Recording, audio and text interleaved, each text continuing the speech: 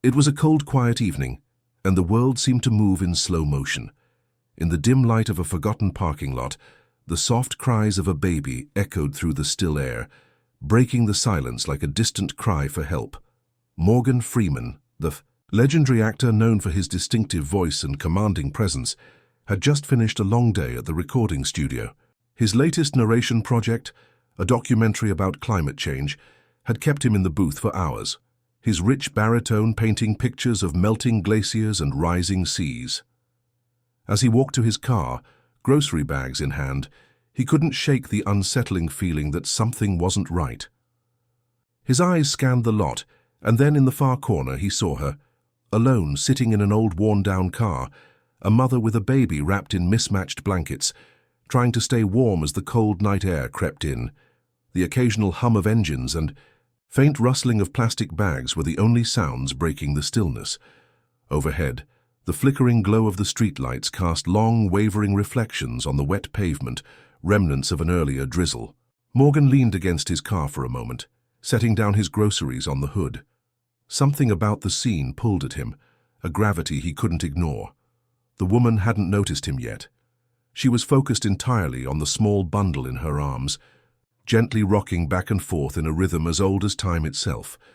Through the fogged windows of her sedan, Morgan could see her lips moving, perhaps singing a lullaby or whispering comfort to the child. The car itself was weathered, its once blue paint now faded and chipped, a few dents marking its sides like battle scars. Morgan hesitated. In his world of film sets and award ceremonies, encounters like this weren't common. But something in him recognized the dignity in her struggle, the quiet determination in her movements. This wasn't just another car in a parking lot. This was someone's whole world, condensed into a few square feet of space. He took a deep breath and made his decision. Carefully, with measured steps that betrayed his reluctance to intrude, Morgan approached the car. He didn't want to frighten her. A strange man appearing out of the darkness could easily be perceived as a threat. He made sure to stay where. The streetlights illuminated him, his hands visible, his posture non-threatening. The woman noticed him when he was about 15 feet away. Her body tensed immediately, and she pulled the baby closer to her chest, an instinctive protective gesture. Morgan stopped, giving her space, respecting the boundary she had silently established. "Excuse me?" he called, his voice gentle but carrying in the quiet lot. "I don't mean to disturb you. I just wanted to make sure you're all right." The woman stared at him, her eyes wary, assessing the potential danger.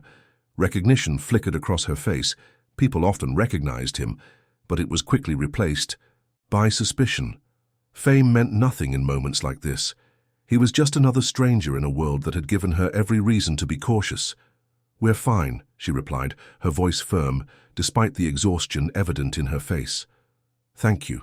The dismissal was clear, but Morgan noticed the slight tremble in her hands, the way her shoulders hunched against the cold. "It's getting pretty cold tonight," Morgan continued, staying where he was. "Is there somewhere you can go? A shelter? Maybe your family?" The woman's jaw tightened. "I said we're fine." This time her voice held an edge, pride mingling with fear.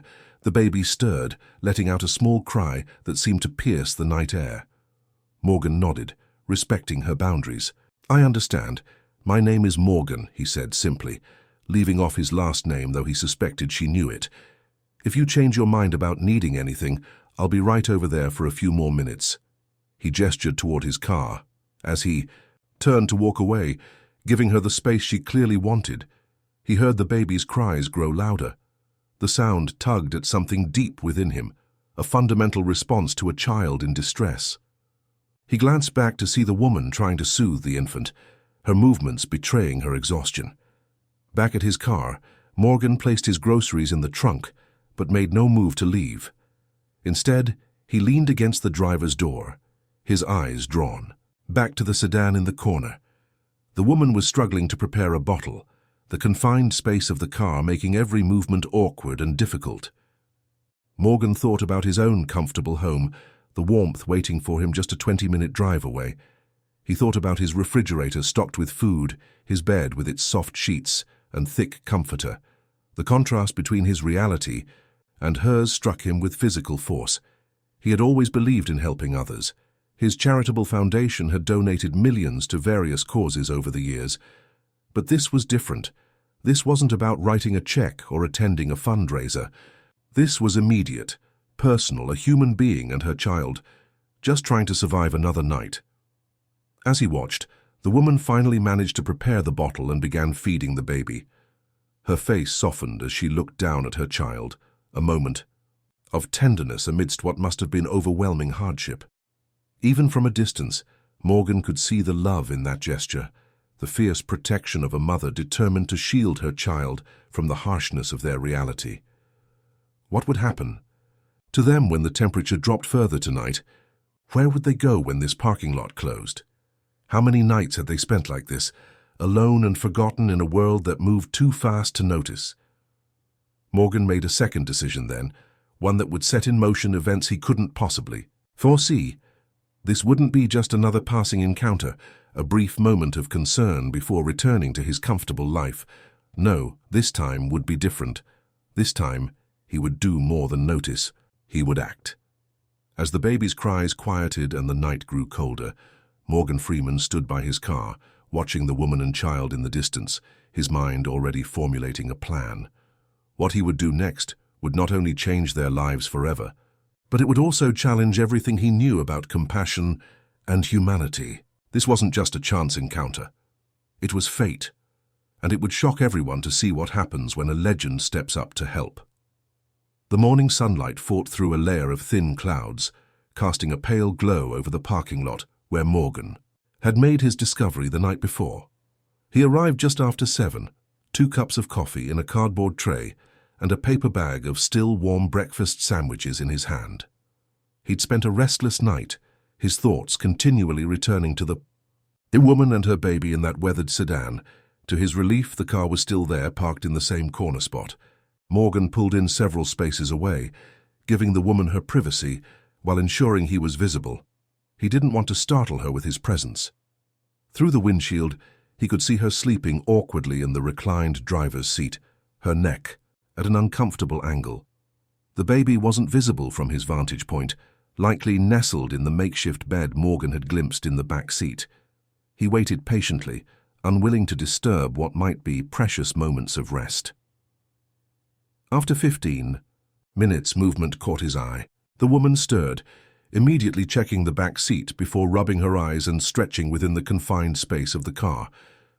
Morgan took a deep breath and stepped out, the coffee and food in hand. Her eyes found him instantly, wariness returning to her face.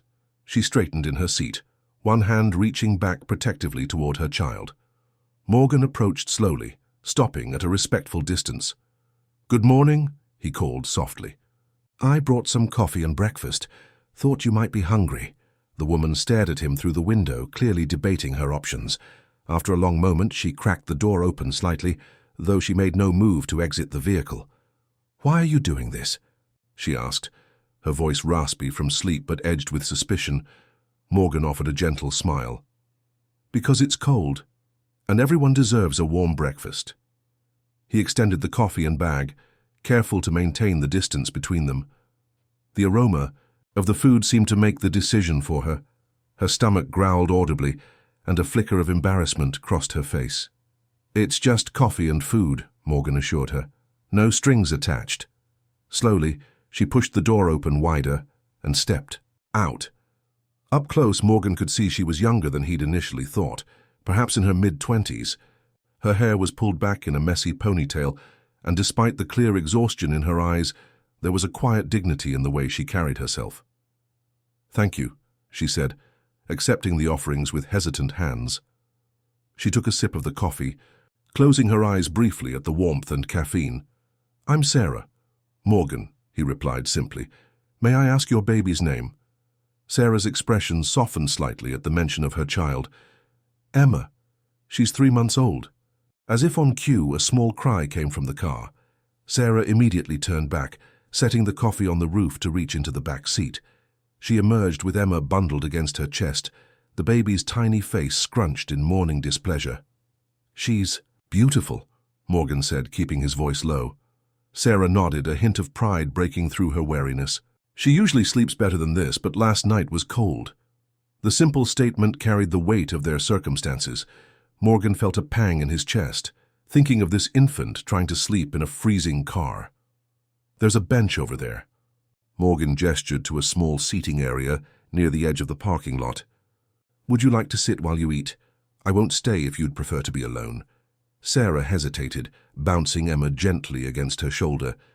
"You can stay," she finally said, surprising both of them. "It's nice to talk to someone who's not a baby. For a change." They walked to the bench, Sarah maintaining a careful distance. She sat with Emma cradled in one arm, awkwardly attempting to unwrap her sandwich with the other.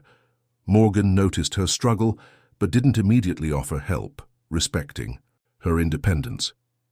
"Would you mind holding the coffee while I get this?" she asked eventually, a small concession that seemed to cost her pride. "Of course," Morgan replied, taking the cup without comment. As Sarah took her first bite of the sandwich, her face registered brief but profound relief. Morgan wondered silently when she had last eaten a proper meal. "How long have you been staying in your car?" he asked quietly, once she had eaten half the sandwich. Sarah's shoulders tensed, but she continued eating. 3 weeks this time," she answered. "We had a room before that, but the weekly rate went up. This time." The words hung in the air between them, speaking volumes about her journey. "Do you have family nearby?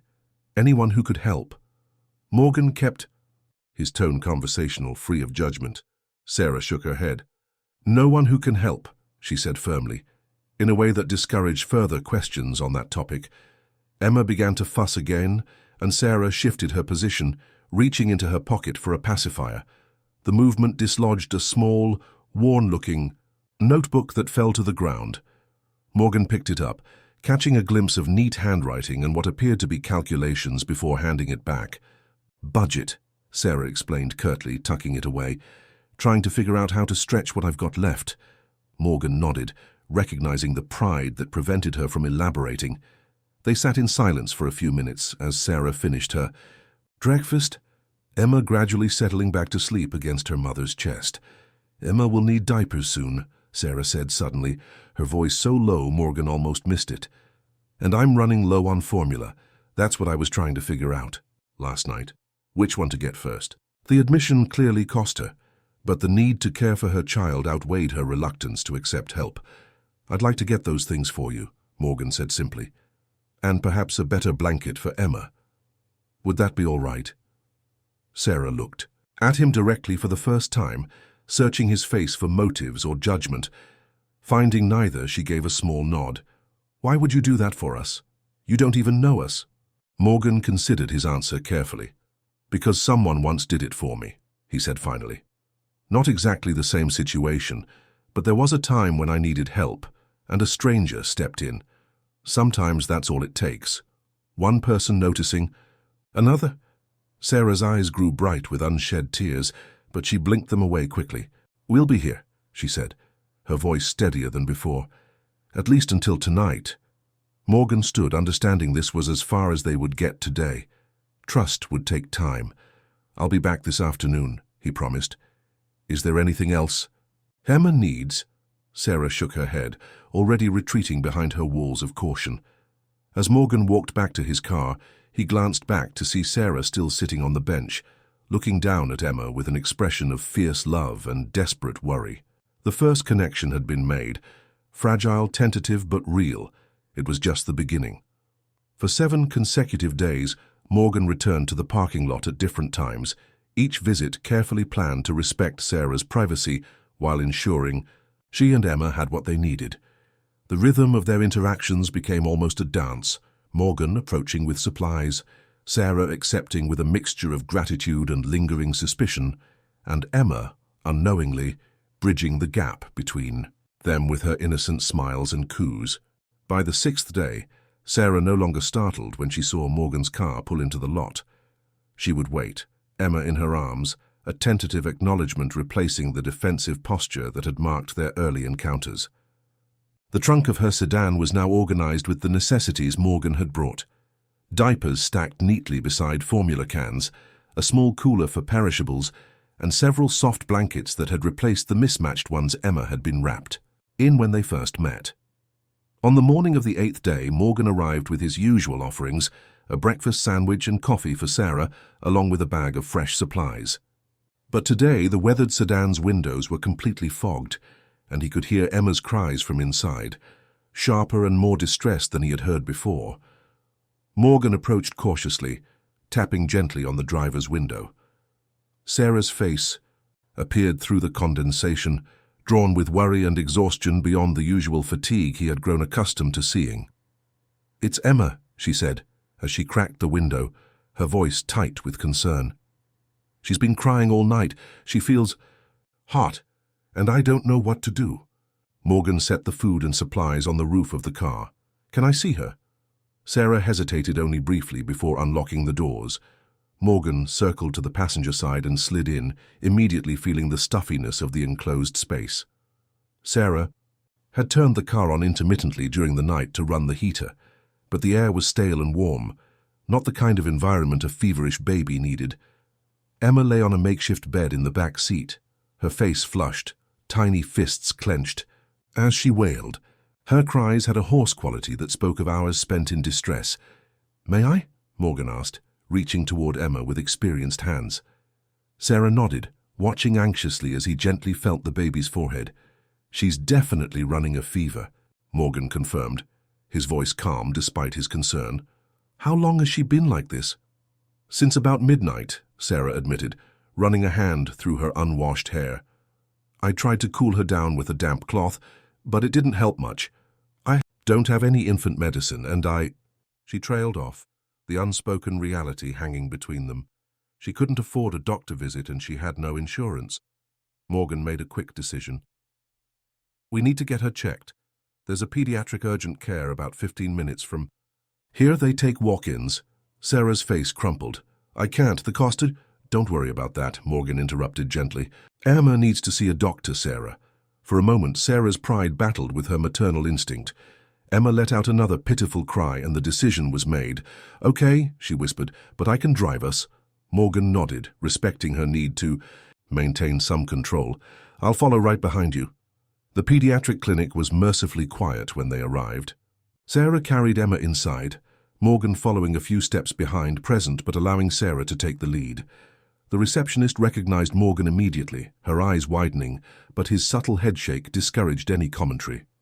"My daughter has a fever," Sarah explained to the receptionist, her voice stronger than Morgan had expected. "She's 3 months old." "Insurance card?" the receptionist asked automatically. Sarah stiffened. We don't have insurance right now." Before the receptionist could respond, Morgan stepped forward. "I'll be covering the visit," he said quietly, producing a credit card. "Please make sure they're seen as soon as possible." The wait was brief, but each minute stretched painfully as Emma continued to fuss, her cries weaker now, which somehow seemed worse than the earlier wailing. Sarah paced the small waiting area, whispering soothing words to her daughter. Morgan sat quietly, observing the tender determination with which Sarah cared for Emma, despite her own obvious exhaustion. When they were finally called in, Sarah hesitated at the exam room door. "Would you—" she began, then paused. "Would you come in with us? I might not understand everything they say." Morgan felt the weight of her request, not just for practical help, but the trust it represented. "Of course," he said simply. The examination was thorough. The pediatrician, a calm woman with gentle hands, checked Emma's ears, throat and lungs before delivering her diagnosis. "It's an ear infection," she explained, demonstrating how to administer the prescribed antibiotic. "Drops. Fairly common but uncomfortable for little ones. The fever should break within 24 hours once we start treatment." Sarah absorbed the instructions with intense focus, asking careful questions about dosage and side effects. Morgan watched her, transform in this moment, all her energy channeled into understanding exactly what her daughter needed. As they left with the prescription, Sarah finally allowed tears to fall. "Thank you," she said, the words inadequate for the depth of emotion behind them. "I don't know what I would have done." Morgan simply nodded, understanding that her tears were not just about today's crisis, but the accumulated strain of facing every challenge alone. They filled the prescription at the pharmacy next door, and Morgan added infant fever reducer to their purchase without comment. Back in the parking lot, Sarah organized the medicine in the small bag she kept within arm's reach inside the car. "I can never repay you for this," she said quietly as she secured Emma in her car seat, the baby already calmer after receiving her first dose of medication.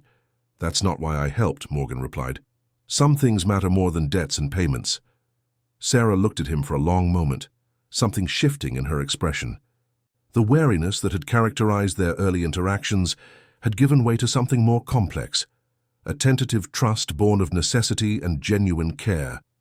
"We can't keep living in the car," she admitted, voicing the truth they both knew. "Especially now with Emma being sick. But I don't know where else to go. The shelters are full, and the ones that have space separate mothers and babies at night."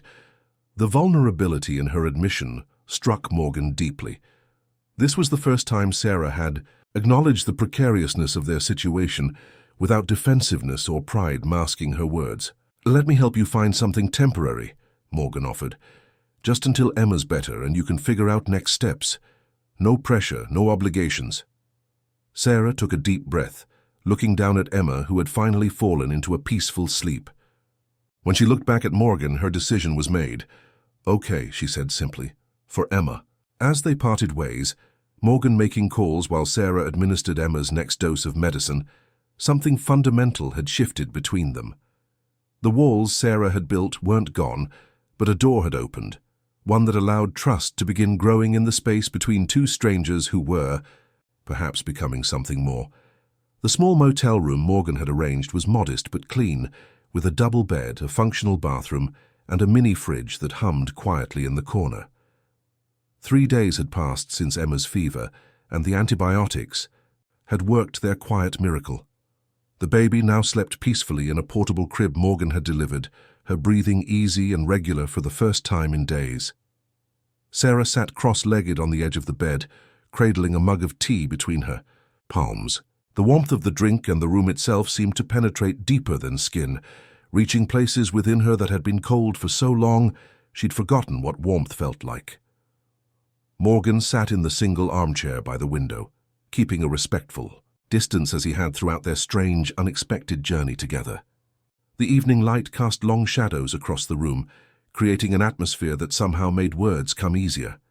"You've never asked," Sarah said suddenly, breaking a comfortable silence. "About how we ended up in that car. About Emma's father. About any of it." Morgan nodded, his eyes gentle. "It wasn't my place to ask. Some stories need to be offered, not demanded." Sarah's fingers tightened around her mug. I think I'd like to tell you now, if you want to hear it." "I'm listening," Morgan said simply, settling back in his chair. Sarah took a deep breath, her eyes fixed on Emma's sleeping form. "I was in my 3rd year at Berkeley. Biochemistry major with a minor in environmental science. I had a full academic scholarship and a part-time job at the campus coffee shop." A faint smile crossed her face at the memory.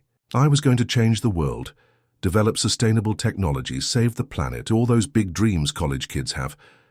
Morgan watched as her expression shifted, the smile fading. "Then I met Jason during my junior year. He was brilliant, a graduate student in engineering, charming, ambitious. We were together for almost 2 years. We had plans." Her voice trailed off momentarily. "When I got pregnant, it wasn't planned, but we adjusted our dreams. Jason proposed, we found a tiny apartment off campus, and I arranged to take a semester off after the baby came. I was going to graduate a semester late, but we had it all figured out." Sarah paused, taking a sip of her tea, which had grown cold. Morgan remained silent, giving her the space to continue at her own pace. 3 months before Emma was born, Jason got a job offer in Singapore. Prestigious engineering firm, 6-figure salary, the opportunity of a lifetime. The bitterness in her voice was subtle but unmistakable. "He told me he was taking it.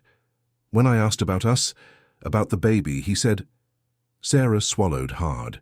"He said he wasn't ready to be a father, that he couldn't pass up this opportunity, and that he never planned on ending up with a family so young." Morgan's jaw tightened, but he kept his expression neutral, allowing Sarah to continue. He left 2 weeks later, transferred his half of the rent to my account for the remaining months on our lease, and said he'd send child support once the baby was born. I never heard from him again. Sarah's laugh was hollow. His number was disconnected. His social media deleted. He just vanished. Sarah stood suddenly, moving to check on Emma, though the baby was sleeping soundly. Morgan recognized it as a moment she needed to compose herself, to rebuild the fragile walls that protected her. I tried to make it work, she continued, her back still turned to Morgan. I stayed in school as long as I could, but complications in the 3rd trimester put me on bed rest. I lost my campus job, fell behind in classes, and my scholarship had specific academic requirements I couldn't meet anymore. She turned back to face Morgan, her composure restored. My parents passed away when I was in high school. Car accident. I was raised by my aunt, but she's in assisted living now with early onset dementia. There was no safety net, no family to turn to. The university had resources, Sarah continued, sitting back on the bed. But I was too proud, too determined to handle it myself.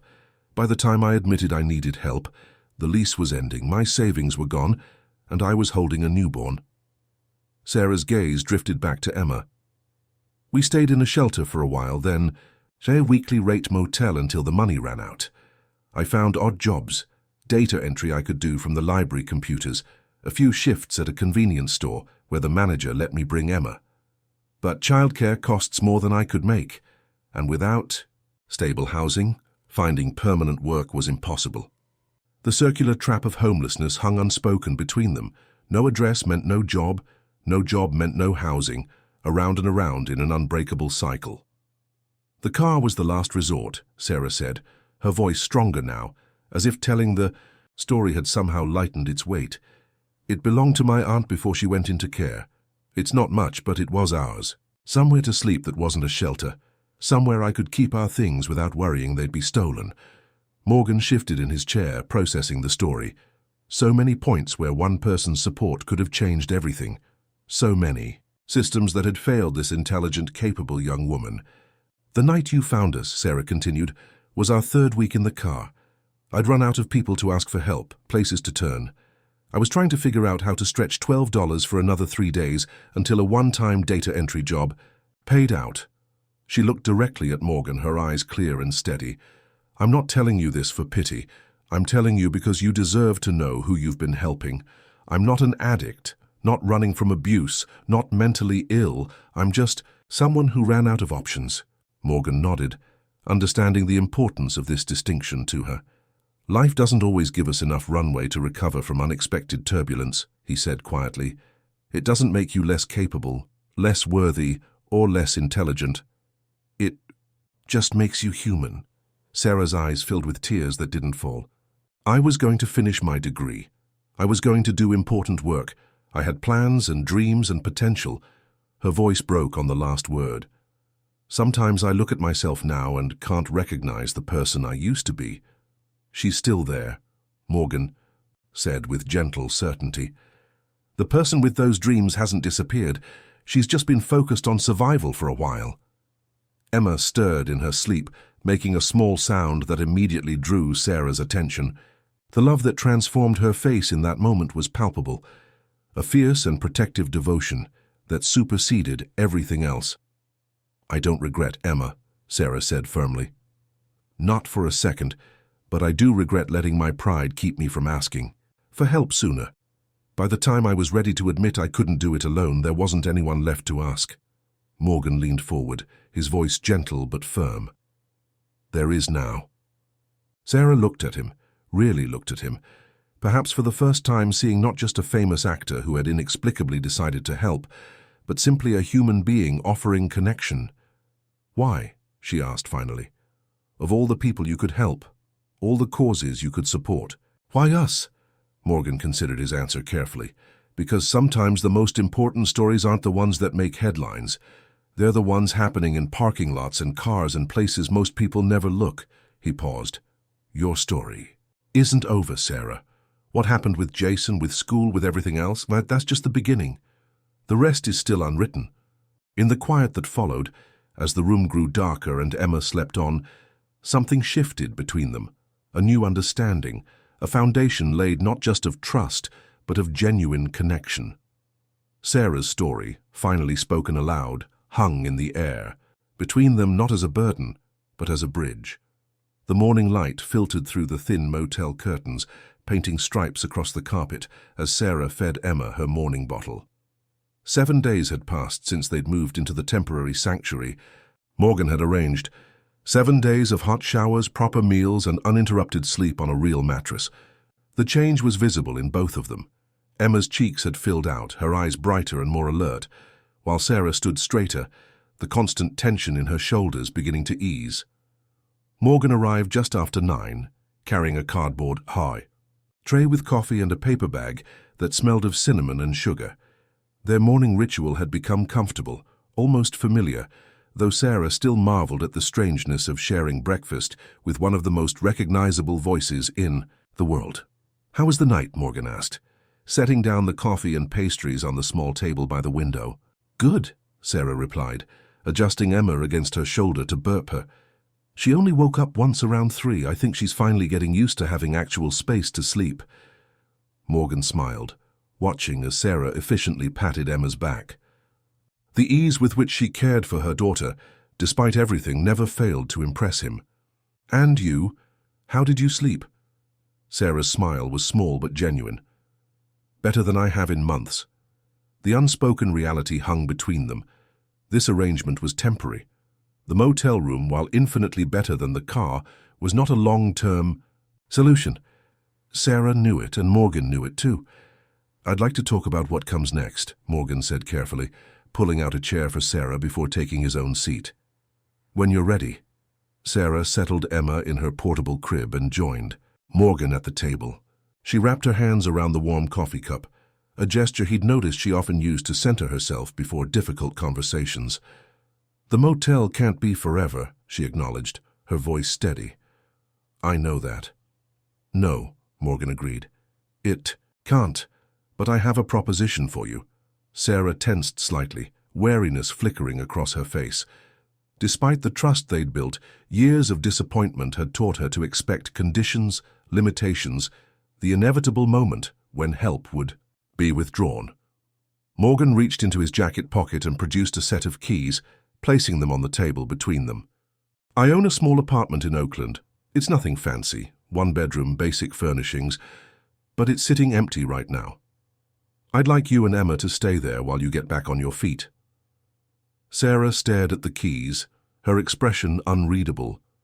"For how long?" she finally asked, the question revealing her deepest fear, the temporariness of safety. 6 months guaranteed," Morgan replied. "No rent, no utilities to worry about. Just a stable place where you can focus on rebuilding." Sarah's hands tightened around her coffee cup. I don't know what to say. It's incredibly generous, but you're worried about accepting something so significant," Morgan finished for her. "About what it might mean, what obligations might come with it." Sarah nodded, her eyes meeting his with the direct honesty he'd come to expect from her. "I've learned that nothing is truly free. There's always a cost, even if it's not obvious." At first, Morgan considered her words, respecting the wisdom born of hard experience. "You're right to be cautious," he said. "So let me be clear about what I'm offering and what I'm not. The apartment is yours to use, no strings attached. You don't owe me anything. Not money, not gratitude, not anything you're not comfortable giving. Think of it as a foundation, not a handout." "A foundation for what?" Sarah asked. "For whatever you want to build," Morgan replied simply. "Finishing your degree, finding work, creating a stable life for Emma. Those decisions are yours to make. All I'm providing is time and space to make them without the immediate pressure of survival." Sarah was silent for a long moment, her eyes drifting to Emma, who had fallen asleep in her crib. The baby's peaceful expression seemed to underscore the stakes of this decision. "I can't just accept something like this," she finally said, though her voice lacked conviction. "It's too much." "Why?" Morgan asked gently. "Because you don't think you deserve it, or because you're afraid of what happens when it ends?" The question landed with precision, cutting through Sarah's objections to the heart of her fear. Her eyes welled with unexpected tears that she quickly blinked away. "Both," she admitted, "and because I'm afraid of becoming dependent, of forgetting how to stand on my own." Morgan nodded, understanding. "That's a valid concern. So here's my suggestion. Think of these 6 months as a partnership, not charity. You focus on rebuilding your foundation, and in return, you help me understand how to better address the underlying problems that lead to situations like yours." Sarah looked puzzled. "What do you mean?" "I've donated to homeless shelters and housing initiatives for years," Morgan explained. "Written checks, attended fundraisers, done the usual celebrity activism. But until I saw you and Emma in that car, I never truly understood the reality. How someone intelligent and capable could find themselves without options, how quickly life can unravel, how inadequate our systems are for catching people when they fall." Morgan leaned forward, his expression earnest. "Your experiences, your insights, they're valuable. They could help shape more effective approaches to these issues. So consider this an exchange, if it makes you more comfortable. Your knowledge for a temporary roof." Sarah considered his words, her natural intelligence engaging with the proposition in a way that moved beyond knee-jerk pride or suspicion. "That actually makes sense," she said slowly. "Using my experience to help others." "Exactly," Morgan affirmed. "This isn't about saving you, Sarah. It's about creating the conditions where you can save yourself and potentially help others do the same." The tension in Sarah's shoulders eased slightly. She reached for one of the pastries, breaking it, in half as she thought. "The apartment's in Oakland?" she asked, a tentative acceptance in her tone. Morgan nodded. "About 15 minutes from UC Berkeley," he said, the implication clear. Sarah caught the reference immediately, a flicker of long-buried hope crossing her face. "You think I could go back? Finish my degree?" "I think you could do anything you set your mind to," Morgan replied. "But that's your decision to make, not mine." Sarah looked at the keys still sitting on the table between them. With a deep breath, she reached out and picked them up, feeling their weight in her palm. 6 months, she said, as if testing the words. "To rebuild." Morgan nodded. "To rebuild." Emma stirred in her crib, making small sounds that indicated she would soon wake. Sarah glanced at her daughter, then back at Morgan, decision crystallizing in her eyes. "Okay," she said finally, "we accept. But I want to contribute somehow, even if it's not financial at first. I need to know I'm not just taking." "We'll figure that out together," Morgan assured her. "One step at a time." Sarah closed her fingers around the keys, the metal warming in her palm. For the first time in months, perhaps years, she allowed herself to feel something dangerous and fragile. Hope. "When can we see it?" she asked, the faintest smile beginning at the corners of her mouth. "Today, if you'd like," Morgan replied, matching her smile with his own. "It's time for a new chapter." As Emma began to wake in earnest, her small cries filling the motel room, Sarah stood to tend to her daughter. The keys remained clutched in her hand, a tangible symbol of the immediate solution that would bridge them from survival to possibility. The road ahead was still uncertain, filled with challenges neither of them could foresee. But for now, for this moment, the most pressing need had been addressed. Sarah and Emma would have a home, temporary perhaps, but real, a foundation upon which to build whatever came next. 3 weeks had transformed the modest Oakland apartment into something that felt remarkably like a home. Small touches revealed Sarah's presence, a potted succulent on the kitchen windowsill, Emma's colorful playmat in the living room corner, textbooks stacked neatly on the coffee table. The refrigerator door now held a calendar marked with appointments and deadlines, a physical manifestation of planning beyond mere survival. Morgan arrived that afternoon carrying a laptop bag and a small box of pastries from a local bakery. These visits had settled into a comfortable routine, regular enough to provide support, spaced enough to respect Sarah's independence. He knocked lightly, hearing Emma's delighted squeals from inside. Sarah opened the door with Emma balanced on her hip, the baby immediately breaking into a gummy smile at the sight of Morgan. The change in both of them continued to astonish him, Emma growing chubbier and more alert by the day, Sarah standing taller, the haunted look in her eyes gradually fading. "Perfect timing," Sarah said, stepping back to let him in. "She just woke up from her nap, and I just finished my reading assignment." Morgan noticed the open textbook on the couch, highlighted passages and neat margin notes visible even from a distance. "The biochemistry coming back to you?" he asked, setting down the pastries on the small dining table. Sarah smiled, bouncing. Emma gently, like riding a bike, a complicated molecular biology bike. She settled Emma into her bouncy seat, securing the straps before turning back to Morgan. "The online classes are actually working better than I expected. I can study while she sleeps, and the professors have been surprisingly accommodating."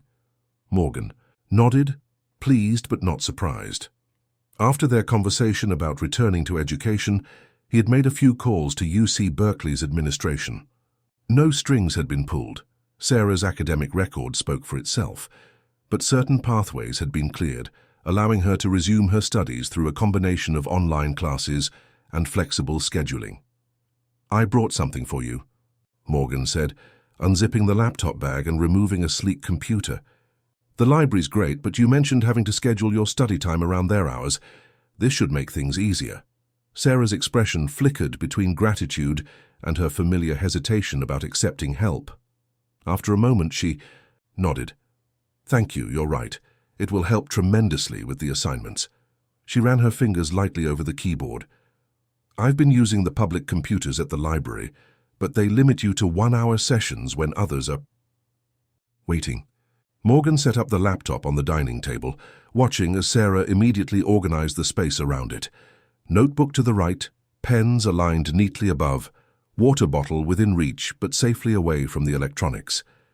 These small habits of order and efficiency spoke volumes about who she had been before circumstances derailed her life.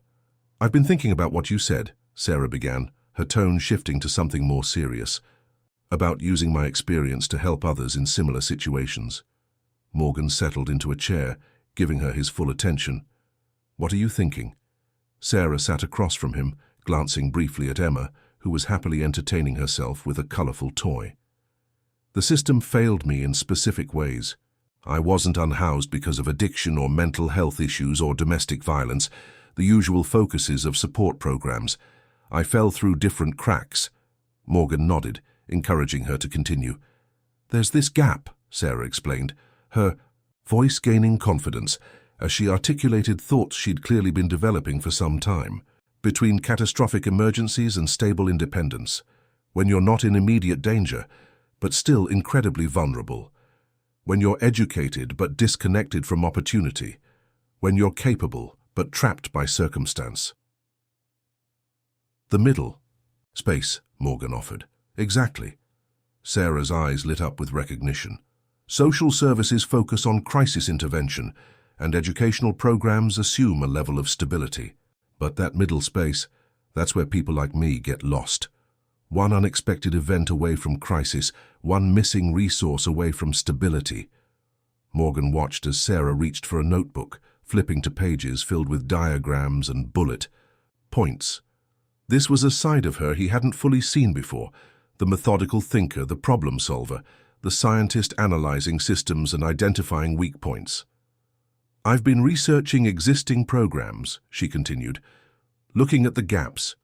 What if there was a targeted initiative specifically for student parents facing housing insecurity? Not just emergency shelter, but a pathway that addresses the whole picture. Childcare that aligns with class schedules, study spaces that accommodate children, emergency funds for those unexpected costs that can derail everything." Morgan leaned forward, genuinely intrigued. "You're proposing a comprehensive approach." "Yes, because that's what's missing." Sarah's passion was evident now, her earlier hesitancy replaced by conviction. "When I lost my campus job, I needed $1,500 to cover 2 months' rent while I found another position. That's all it would have taken to prevent the cascade that followed. Instead, I lost my housing, which made attending classes impossible, which jeopardized my scholarship, which eliminated my path to financial stability." She tapped her notebook emphatically. $1,500 versus 2 years of life derailed. That's not just a personal tragedy. It's a systemic inefficiency. Morgan felt a surge of admiration for this woman who, despite everything, was thinking beyond her own situation to the larger issues at play. What would you need to develop this idea further? Sarah blinked, seemingly surprised by the question. I'm not sure. Data, certainly. Case studies of others in similar situations. Connections to existing organizations to avoid duplicating efforts. All doable, Morgan noted quietly. Emma began to fuss in her bouncer, and Sarah rose immediately to tend to her, lifting the baby with practiced ease. As she settled back into her chair with Emma on her lap, she looked at Morgan with a new clarity. I'm not just talking about finishing my degree anymore, she admitted. I'm thinking about changing my focus, using my science background, but applying it to social systems instead of laboratory ones. Morgan smiled. Sounds like you're finding your path. It's more than that, Sarah said, bouncing Emma gently. For the first time since everything fell, apart, I feel like there might be a purpose to what happened. If my experience can prevent others from going through the same thing, she trailed off. But Morgan understood. Sometimes meaning could be found in even the darkest chapters of life. Not justification for suffering, but purpose forged in its aftermath. The foundation I work with might be interested in funding a pilot program, Morgan offered carefully, especially one developed by someone with first-hand experience. Sarah's eyes widened slightly. You think it could actually happen? I think you could make it happen, Morgan corrected gently. The question is whether you're ready to try. Sarah looked down at Emma, then at the textbooks, the laptop, the apartment that had become their sanctuary. Each element represented a piece of the foundation they were building. Security, education, purpose, community. Not just survival, but the architecture of a future. I am, she said, the simple words carrying the weight of a much larger commitment. I want to build something that matters. Morgan nodded, recognizing the milestone this moment represented. The immediate crisis had been addressed. Sarah and Emma were safe, housed, their basic needs met. But true transformation required more than shelter and supplies. It required hope, direction, and the ability to imagine a future worth working toward. In the quiet apartment, with Emma babbling happily and Sarah's plans spread across the table, that future was taking shape. Foundations laid not just for one family's recovery, but potentially for many others facing similar challenges. The road ahead would not be easy. There would be setbacks and complications, moments of doubt and difficulty. But looking at Sarah now, Morgan had no doubt she would find her way forward, not because he had helped her, but because she had found the strength to help herself, and now to help others. Some foundations, once laid, could support structures beyond anything originally imagined. The late afternoon sun slanted through the apartment windows, casting long shadows across the living room floor where Emma practiced her newfound crawling skills. At 6 months old, she moved with determined focus, her tiny hands and knees propelling her toward a colorful toy just beyond reach. Sarah watched her daughter with a smile that reached her eyes, a subtle but significant change from the guarded expressions that had dominated her face during their early days together. 6 months had passed since Morgan had offered them the apartment, and in that time, life had taken on a rhythm that felt almost normal. Classes 3 days a week, study sessions at the kitchen table, Emma's regular checkups, and the gradual rebuilding of a future that once seemed irretrievably lost. The sound of the mail slot opening drew Sarah's attention. She crossed to the door, gathering the scattered envelopes from the floor. Bills she could now manage, a campus newsletter, a postcard from the pediatrician reminding her of Emma's upcoming vaccinations, and a plain white envelope with no return address. Sarah opened it absently, her attention still divided between the mail and Emma's determined crawling. But as she unfolded the single sheet inside, her body went suddenly still, all color draining from her face. The letter was brief, typed on plain paper, with no signature at the bottom. I know where you are. I'm coming for my daughter. You won't. Keep her from me. I have rights. Sarah sank slowly to the floor, the paper trembling in her hand. There was no name, but she didn't need one.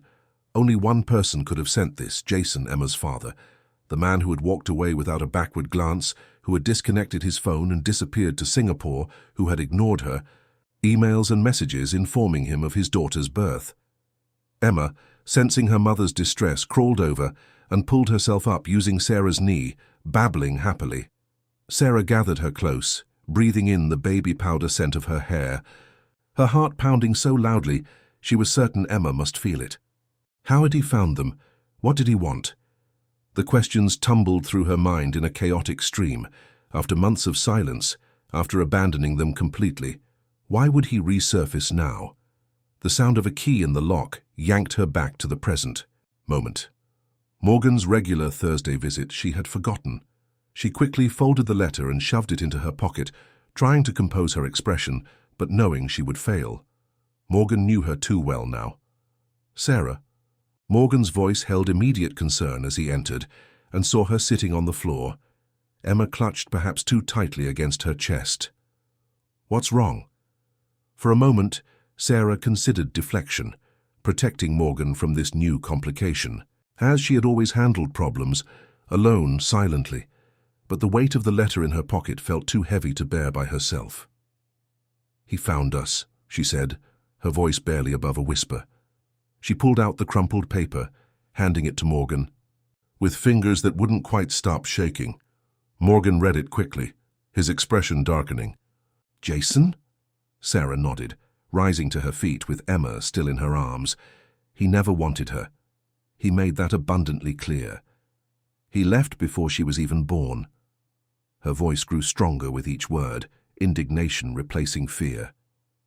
What could he possibly want now?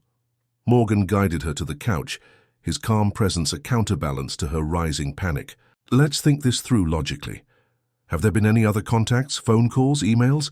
Sarah shook her head. "Nothing. Complete silence since he left.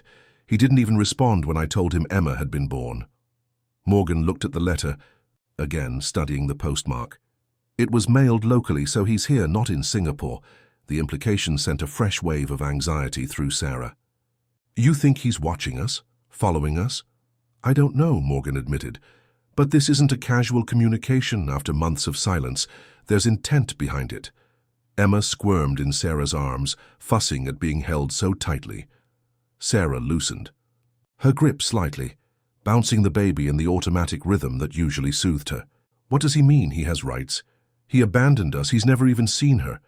Morgan's expression grew serious. "Legally, he may still have parental rights if he's on the birth certificate." "He's not," Sarah replied. "When I filled out the paperwork, he was already gone. I didn't have an address for him, and he made it clear he wanted nothing to do with Emma." She paused, a new worry forming.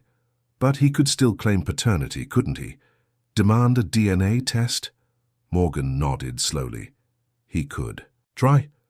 But abandonment would weigh heavily against him in any custody consideration. The word custody hung in the air between them, giving shape to Sarah's deepest fear.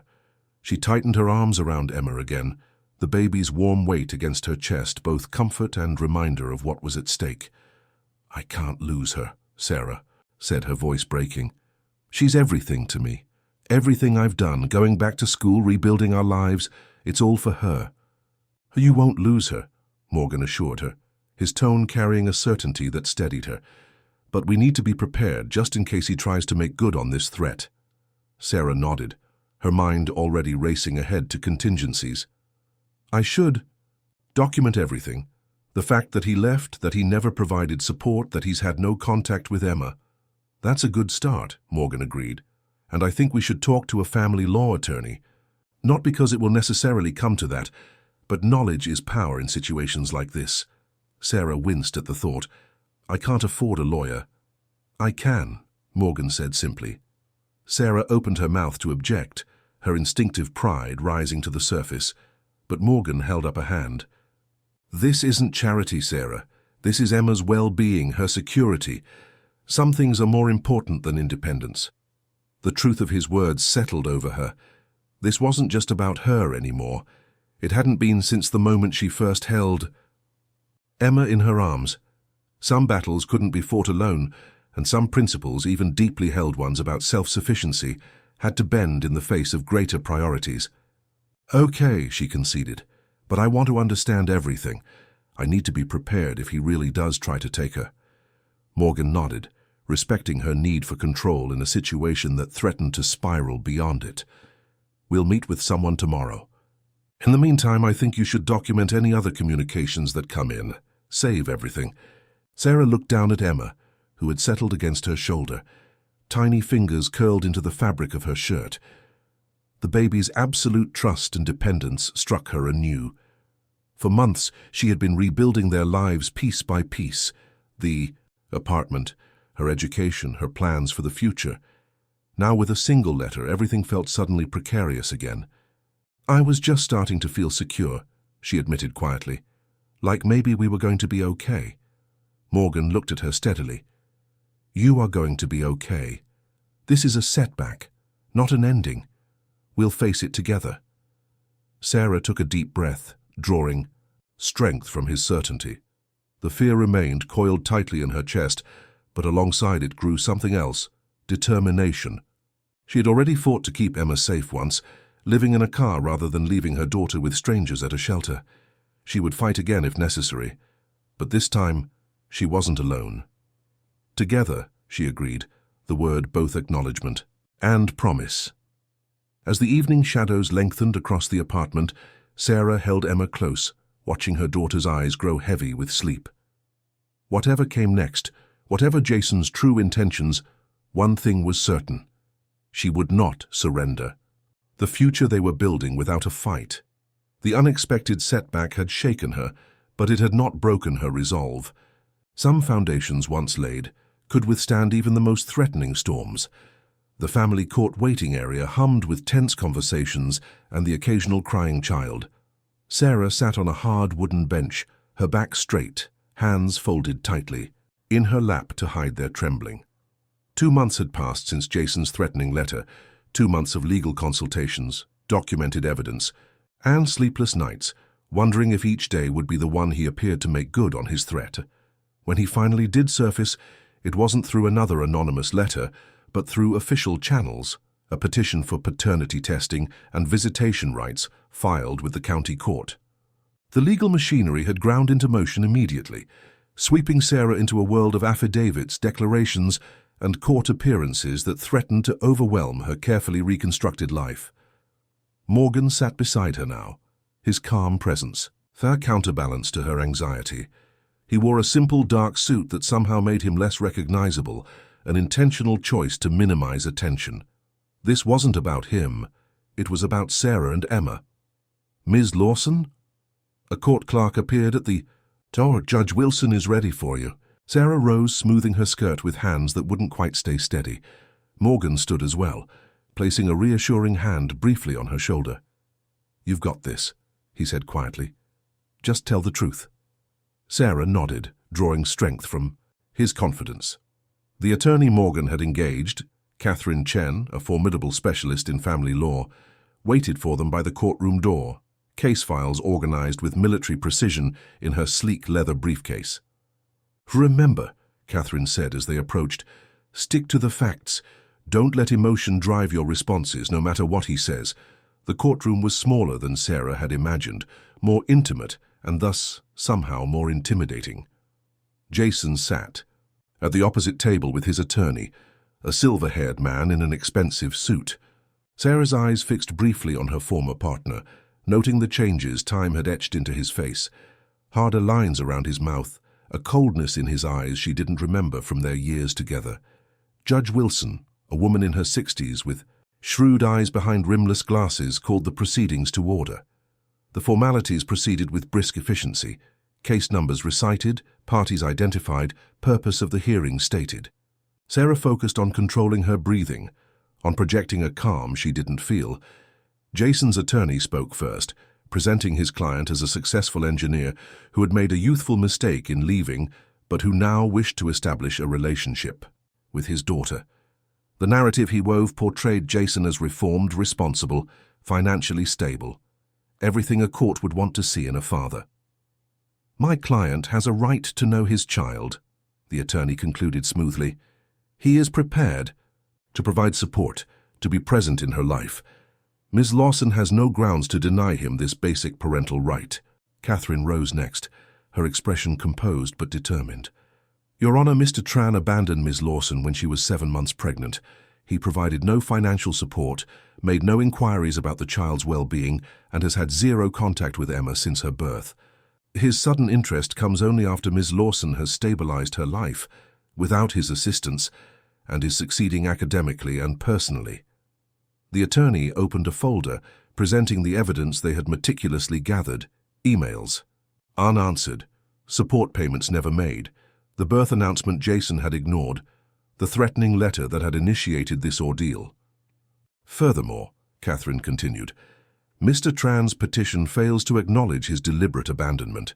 He is not listed on the birth certificate, has never sought to establish paternity until now, and most tellingly sent this threatening anonymous letter before taking any legal action. Judge Wilson examined the letter, her expression revealing nothing. Mr. Tran, did you send this communication to Ms. Lawson? Jason shifted uncomfortably, glancing at his attorney before responding. I was angry. I felt shut out of my daughter's life. That wasn't my question, the judge replied evenly. Did you send this letter? A beat of silence filled the courtroom. Yes, Jason finally admitted. Judge Wilson made a note, then addressed Jason directly. Mr. Tran, you abandoned your pregnant partner, provided no support for 15 months, made no attempts at contact, and then initiated your involvement with an anonymous threat. Now you petition this court for rights to a child you've never met. Why should I believe your intentions are genuine and not retaliatory? Jason straightened in his chair, confidence returning to his posture. I've made mistakes, Your Honor. I was young, overwhelmed by the responsibility. But I've established myself now. I can provide for Emma financially in ways her mother never could. His eyes flicked towards Sarah, a hint of dismissal in his gaze. I have a stable home, a successful career. I can give my daughter advantages Sarah simply can't offer. The implication was clear: his resources versus Sarah's struggles. Something cold settled in Sarah's stomach. Money and status often spoke louder than emotional bonds in custody battles. Would the judge see past the surface to what truly mattered? Catherine must have sensed her unease, because she placed a steadying hand on Sarah's arm before addressing the court again. Your Honor, if Mr. Tran's concern is truly for his daughter's welfare, perhaps he could explain why he has never inquired about her health, her development, or her needs until now. Perhaps he could explain why his first communication, after 15 months of silence, was a threat rather than an offer of support. For the next hour, both sides presented their cases. Sarah testified about Jason's abandonment, her struggle to survive, the challenges of homelessness with an infant. When asked about her current situation, she spoke with quiet confidence about her return to education, her plans for the future, and the stable environment she had created for Emma. Through it all, Morgan remained a silent presence in the gallery, his steady gaze a reminder that she was not facing this alone. Finally, Judge Wilson removed her glasses, addressing both parties directly.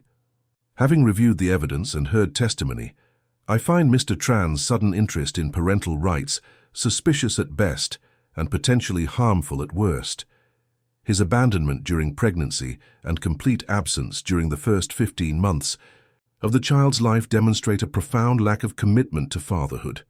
Sarah felt her heart begin to race as the judge continued. While I will not permanently sever Mr. Tran's potential for a relationship with his daughter, I find Ms. Lawson's concerns valid and her actions in the child's best interest. Therefore, I am denying the petition for immediate shared custody or unsupervised visitation. Relief flooded through Sarah so intensely she nearly missed the judge's next words. Mr. Tran may establish paternity through testing if he wishes to pursue any future relationship. Any visitation would be supervised, limited, and contingent upon completion of parenting classes and demonstration of consistent commitment over time. Child support will be assessed based on income verification if paternity is established. Judge Wilson looked directly at Jason, her expression stern. Mr. Tran, rights come with responsibilities. You cannot abandon a child for 15 months and then demand immediate access on your terms. If you genuinely wish to be part of your daughter's life, you will need to earn that privilege through consistent, appropriate behavior over time. With a sharp rap of her gavel, the hearing concluded. Sarah remained seated, emotions washing over her in overwhelming waves, relief, vindication, lingering fear, and beneath it all, a tentative hope. Catherine gathered their papers, her professional composure giving way to a small smile. "A good outcome," she said quietly.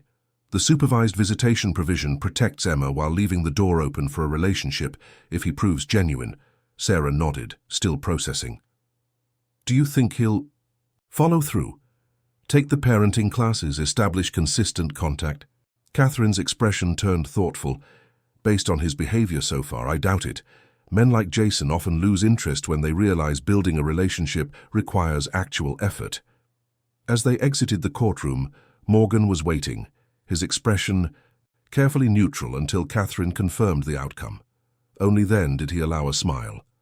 "Congratulations," he said simply, the word encompassing far more than its surface meaning. That evening, in the quiet sanctuary of the apartment, Sarah sat on the living room floor watching Emma stack colorful blocks with fierce concentration. The victory in court had lifted an immense weight, but new questions were already forming in her mind. "What happens next?" she asked softly as Morgan prepared tea in the kitchen. "With the apartment, with school, with everything?" Morgan joined her on the floor, careful not to disturb Emma's architectural creation. "That depends on what you want to happen next." Sarah considered his words, the future stretching before her, with possibilities that would have seemed impossible months ago. "I want to stand on my own," she said finally.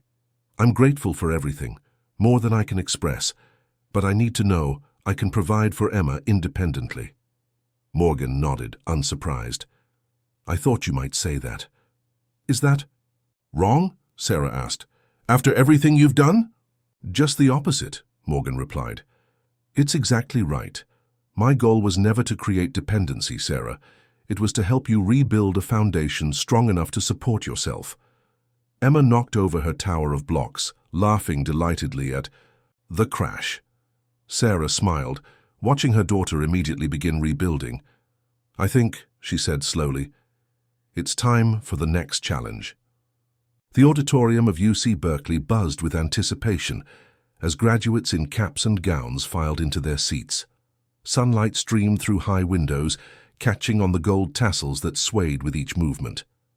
Among the sea of identical black, robed Sarah Lawson sat straight-backed in the biochemistry department section, her eyes occasionally scanning the crowd for a particular face. 1 year had passed since the courthouse victory, a year of profound transformation and hard-won. Independence. Sarah had accelerated her studies, taking summer courses to make up for lost time. She had moved from Morgan's apartment into university family housing, a small but sufficient 2-bedroom unit she paid for herself through a combination of scholarships, part-time lab work, and a modest stipend from a research position. The day was significant not just for the diploma she would soon receive, but for what it represented, a promise kept to herself, a future reclaimed from the brink of impossibility. "Mama!" a small voice called out from the audience section, cutting through the formal atmosphere. Sarah couldn't help smiling as she spotted Emma, now a lively toddler with dark curls and an infectious laugh, waving enthusiastically from her seat. Beside her sat Morgan, dressed simply in a blue button-down shirt and slacks, his famous face partially obscured by sunglasses in a modest attempt at anonymity. Emma bounced impatiently on Morgan's lap, her fancy dress already slightly rumpled, her excitement impossible to contain. Sarah waved back discreetly, her heart swelling with a complicated mixture of pride, gratitude, and a lingering disbelief that they had actually made it to this moment. The ceremony proceeded with academic formality, speeches about future potential, and the responsibility of knowledge, the traditional procession of faculty in their colorful doctoral regalia, the reading of names as graduates, crossed the stage to receive their diplomas. Sarah Elizabeth Lawson, Bachelor of Science in Biochemistry with a minor in Public Policy, graduating with honors. Sarah's steps across the stage were steady, her handshake with the dean firm. The weight of the diploma in her hand felt like both an ending and a beginning, the culmination of a journey interrupted by life's harshest realities, yet somehow completed despite them. As she returned to her seat, Sarah caught Morgan's eye in the audience. He nodded once, a simple gesture, that carried the weight of their shared journey. Hemati, oblivious to the significance of the moment, simply continued waving her small hand with unrestrained enthusiasm. After the ceremony, they met outside under a sprawling oak tree, away from the main crowd. Emma broke free from Morgan's hand. The moment she spotted her mother, running with the slightly unsteady gait of a determined toddler. "You did it, Mama!" she exclaimed, as Sarah scooped her up, repeating the phrase Morgan had clearly taught her for the occasion. "We did it, sweet girl," Sarah corrected, pressing a kiss to Emma's cheek. "Both of us." Morgan approached more slowly, giving them their moment before offering Sarah a small, elegantly wrapped package. "Congratulations, graduate," he said warmly. "I had a feeling you'd make it here." Sarah shifted Emma to her hip to accept the gift. "There were times I didn't," she admitted, carefully unwrapping the package to reveal a sleek fountain pen in a wooden case. "For signing important documents," Morgan explained. "Job offers, lease agreements, foundation paperwork, whatever comes next." Sarah ran her fingers over the pen's smooth surface, understanding the symbolic weight of the gift. A writing instrument for authoring her own future. "Speaking of what comes next," she said, setting Emma down to explore the grass around them, "I got the job offer from Community Health Alliance yesterday. I start as their program coordinator next week." Morgan's smile widened. "The non-profit? Working on homeless prevention for families? That's perfect." "It is," Sarah agreed. "The salary isn't huge, but it's enough for us to live on. They have good benefits, flexible hours for parent employees, and most importantly, they're implementing some of the recommendations from my honors thesis about intervention points for families at risk of housing insecurity." Morgan nodded, clearly pleased but not surprised. Sarah had spent the past year not only completing her degree, but developing a comprehensive framework for identifying and supporting families one crisis away from homelessness, families like hers had been. "And we found an apartment," Sarah continued, her eyes following Emma as the toddler examined a fallen leaf with intense concentration. "It's small, just a 2-bedroom in Albany, but it's within my budget and close to a good daycare where Emma has a spot starting next month." The pride in her voice was unmistakable, not just in the accomplishments themselves, but in the independence they represented. She had rebuilt her life piece by piece, with help, certainly, but ultimately through her own determination and resilience. "You've done remarkable things, Sarah," Morgan said quietly. "Not many people could have come back from where you started." Sarah shook her head slightly. "That's just it. Too many people don't come back, not because they lack ability, but because they lack opportunity. A temporary safety net, someone who believes in them, access to resources at the right moment." She paused, meeting his gaze directly. "What you did for us, it shouldn't be exceptional. It should be systemic." Morgan considered her words, recognizing the passion behind them. "And that's what your work at the Alliance will focus on?" "Partly," Sarah confirmed, "but I've been thinking about something more specific." She hesitated briefly before continuing. "I want to start a support program for student parents facing housing insecurity, especially single mothers trying to complete degrees. Something that addresses the whole picture. Affordable family housing, childcare that aligns with class schedules, emergency funds for unexpected expenses, mentorship." Emma returned to them, offering Morgan a slightly crumpled leaf with the solemn importance only a toddler could assign to such a gift. He accepted it with equal seriousness, tucking it carefully into his pocket as Sarah continued. "I've already spoken with the university's Family Services Department. They're interested in developing a pilot program. With my background and personal experience, they think I could help design something effective." Morgan watched as she unconsciously straightened her shoulders, the tentative dream taking more concrete shape as she spoke it aloud. "Would you consider a partnership?" he asked. "My foundation has been looking to invest in preventative approaches rather than just crisis response. Sarah's expression turned thoughtful. I'd considered asking, but I wanted to make sure I had something solid to propose first. Something based on data and best practices, not just my experience. Your experience is a form of expertise, Morgan reminded her gently, one that can't be learned from books or studies. Emma, bored with the adult conversation, began twirling in her dress, entertaining herself in the dappled shade of the oak tree. Sarah watched her daughter for a moment, the sight grounding her in the reality of why this work mattered so much. 2 years ago, I was pushing shopping carts for spare change, sleeping in a car with a newborn, she said quietly. Now I have a degree, a job, a future. The difference between those two realities wasn't my intelligence or work ethic. Those were constant. It was having someone notice, someone care enough to offer a foundation I could build on. She looked back at Morgan, her expression resolute.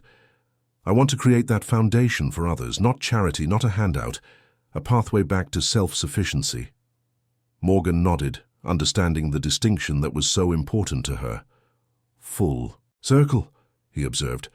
From receiving help to offering it. Exactly, Sarah confirmed, reaching down to scoop up Emma as she began to tire of her twirling. That was always the plan, wasn't it? When you're back on your feet, help someone else the way I helped you. Morgan smiled, recognizing his own words from that first night in the motel room so long ago. I believe those were the terms of our agreement. Sarah shifted Emma to her hip, the degree still clutched in her free hand. These physical manifestations of her past struggle and future promise held simultaneously. Well, I always pay my debts, she said simply. As they walked together across the sun-dappled campus, Sarah Lawson, no longer homeless, no longer desperate, but forever changed by the experience, carried with her not just a diploma, but a vision. The circle that had begun in a darkened parking lot with one man noticing a mother and child in need would continue, widening to encompass others walking the same difficult path. Some journeys, once completed, become maps for those who follow. 3. Years after her graduation, Sarah stood at a podium, the California sun warming her shoulders through the large windows of the newly renovated building. Behind her, a simple sign read the Bridge Program, Transitional Housing and Support for Student Families. The crowd gathered before her included university administrators, non-profit leaders, local politicians, and most importantly, 5 young mothers with children, the first residents of the program she had conceived in those early days of rebuilding her own life. 3 years ago, I stood on a stage to receive my diploma, Sarah began, her voice steady and confident. That moment represented not just academic achievement, but survival. Because not long before that, my daughter Emma and I were living in our car, with no path forward and very little hope. Emma, now 5 years old and dressed in a carefully chosen outfit for the occasion, sat in the front row between Morgan and Catherine Chen, the attorney who had once defended Sarah's right to raise her daughter. The little girl beamed with pride at the mention of her name, though she couldn't fully comprehend the significance of this day. What changed our trajectory wasn't just financial assistance, though that was essential, Sarah continued. It was being seen, truly seen, by someone who recognized that homelessness isn't always about addiction or mental illness or bad choices. Sometimes it's about timing, circumstance, and the absence of a safety net when life throws its hardest punches. Her eyes found Morgan in the audience, his presence as understated as always, yet his impact on the room undeniable. He nodded slightly, encouraging her to continue. The Bridge program exists because too many talented, capable people find themselves one crisis away from losing everything they've worked for. Student parents face unique challenges, balancing academics with childcare, managing limited resources, and maintaining housing stability. When these challenges collide with unexpected emergencies, the result can be catastrophic, not just for the parents but for their children and ultimately for our communities, which lose the contributions these individuals would otherwise make.